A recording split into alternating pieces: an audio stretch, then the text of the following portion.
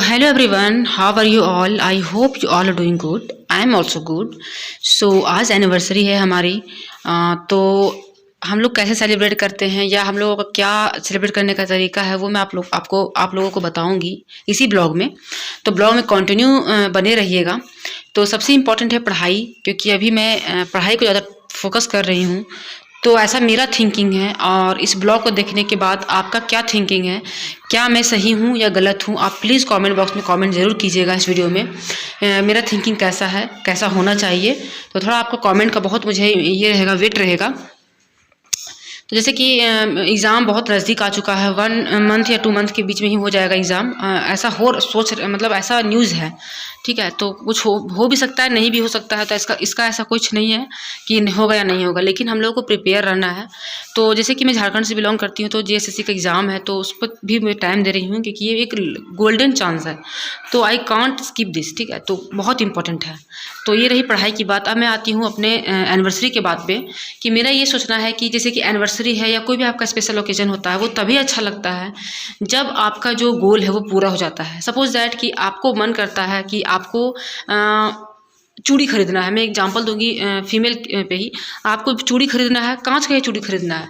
अब बहुत आपका मन है, और कोई आपको उसकी जगह पे कोई कपड़ा ला के दे दे या कोई ज्वेलरी ला के दे दे, तो वो आपको थोड़ी देर के लिए खुश कर सकता है, लेकिन वो आपका जो डिज़ायर है वो फुलफिल नहीं हो सकता है।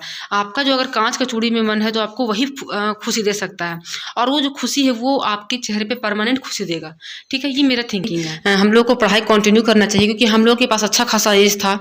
मेरी शादी 22 साल में हुई, और इनकी शादी 23 साल में हुई या 24 साल में हुई। बस यही हम लोग का टाइम पीरियड रहा है, एज रहा है। तो हम लोग के पास अच्छा खासा एज था कि हम लोग कुछ प्रिपेयर कर सकते हैं गवर्नमेंट जॉब के लिए। और उनका था कि यूपीएससी की प्रिपेयर करो, ताकि उससे क्या है कि उससे बहुत सारे एग्जाम उससे क्वालिफाई हो सकता है, गवर्नमेंट जॉब निकल सकता है। तो वही हम लोगों का रहा है। तो जिसके कारण हम लोग कोई भी स्पेशल ओकेजन अभी तक सेलिब्रेट नहीं किए हैं। और हम लोगों का ये अंदर से है कि जिस दिन हम लोगों का गोल पूरा होगा उसी दिन हम लोग सेलिब्रेट करेंगे, ठीक है। अच्छे से करेंगे, ताकि एक माइंड में ये बर्डन न रहे कि जो लाइफ में जो करना चाह रहे थे वो नहीं कर पाए, ठीक है। तो वो हम लोग के लाइफ में है। तो जिसके कारण से बेबी भी हम लोग लेट से हम लोग प्लान किए। आफ्टर 5 ईयर हम लोग प्लान किए कि बेबी होना चाहिए। क्योंकि बहुत सारी, जैसे कि मेरा बीएड कंप्लीट हो चुका था, एमए कंप्लीट हो चुका था, तो रिक्वायर था कि अब बेबी भी होना बहुत इंपॉर्टेंट है, because of family and society. तो उसके बाद है कि अब गवर्नमेंट जॉब की तैयारी करनी है। जो भी मैंने पढ़ा है उसको अब यूज करने का समय आ गया। तो ऐसा हम लोगों का सोचना है, हम लोग दोनों का सोचना सेम है कि नहीं, अभी कुछ भी हम लोग सेलिब्रेट नहीं करेंगे। देखिए, जो नॉर्मली होता है, भगवान को प्रे करना, घर के बड़े का आशीर्वाद लेना, वहाँ तक हम लोग करते ही हैं। और उसके बाद घर में कुछ अच्छा बना लेना, और फिर अपने अपने काम करना। जैसे कि मेरी पढ़ाई करने का टाइम है, तो मैं पढ़ाई करूँगी, उनका जो काम है वो करेंगे।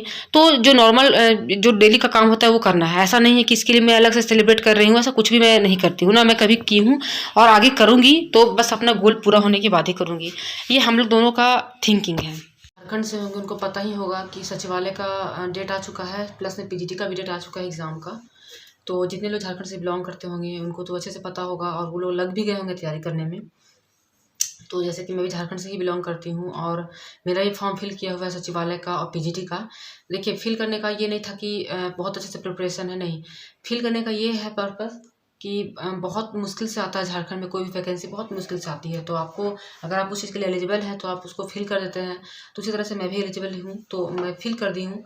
और जैसे टाइम मिलता है थोड़ा बहुत, तो मैं उसको भी देखती हूँ, क्योंकि पेपर वन सेम ही है, दोनों का पेपर वन सेम है। सेम इन द सेंस कि जो आप इधर पढ़ते हैं जीएस वगैरह, वही सब पढ़ना है।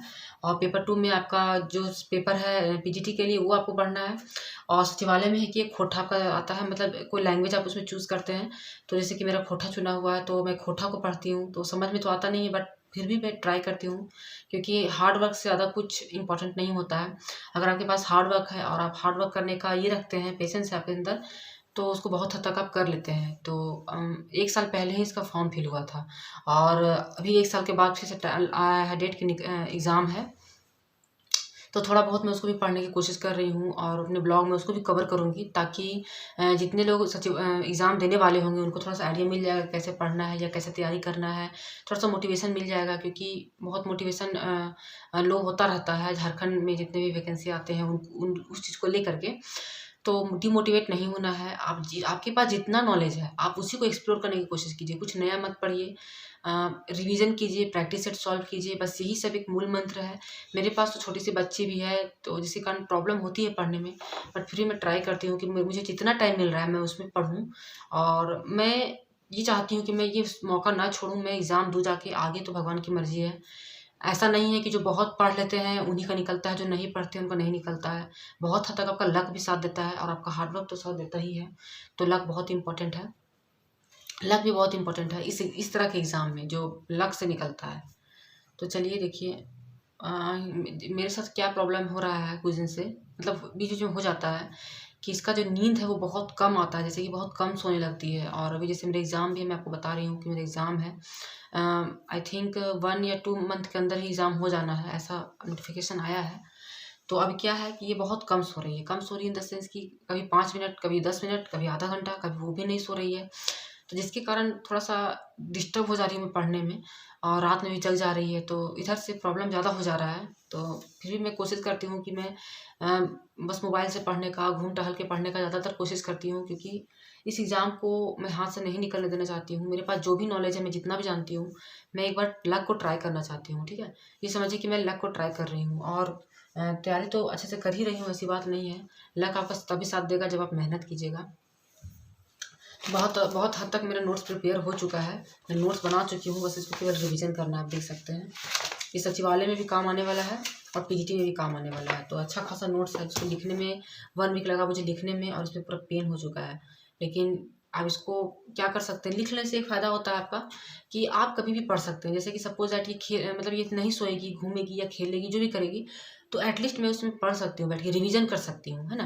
या मोबाइल में इसको मैं रिकॉर्ड कर ले सकती हूँ। मतलब इस तरह से मैं कुछ कुछ निकालती हूँ, अपना टेक्निक निकालती हूँ और पढ़ने की कोशिश करती हूँ। क्योंकि देखिए, बच्चे को भी सँभालना है और पढ़ाई भी करना है। सच्चाई यही है, रियलिटी यही है कि ना मैं बच्चे को छोड़ सकती हूँ, ना मैं पढ़ाई को छोड़ सकती हूँ। तो दोनों को बैलेंस करके चलने का थोड़ा-सा हो जाता है कि हाँ, स्ट्रगल हो जाता है। लेकिन कोई नहीं, ये सब कुछ दिन का ही बात है, बस मैं यही सोचती हूँ।